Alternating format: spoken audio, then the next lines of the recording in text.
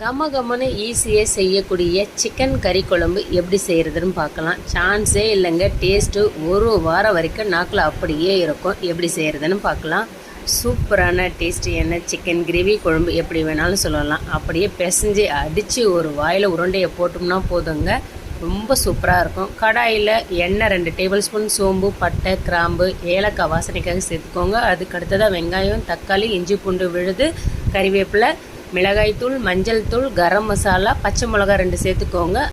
எல்லாத்தையும் வதக்கிட்டு அதுலேருந்து ஒரு 2 கரண்டி அளவுக்கு எடுத்து மிக்ஸி ஜாரில் சேர்த்துட்டு கூடவே கசகசா தேங்காயை அரைச்சி அந்த சிக்கன் கூடவே சேர்த்துட்டு கூட கொஞ்சம் தேவையான அளவுக்கு தண்ணி சேர்த்து கொதிக்க விட்டுட்டு கடைசியாக கொத்தமல்லி தூவிட்டு இறக்கி சுட சுட சோறோட பிசைஞ்சு சாப்பிட்டோம்னா சான்ஸே இல்லைங்க. சூப்பரான கிராமத்து சுவையில் செய்யக்கூடிய சிக்கன் கறி குழம்பு ரெடி ஆகிடுச்சு.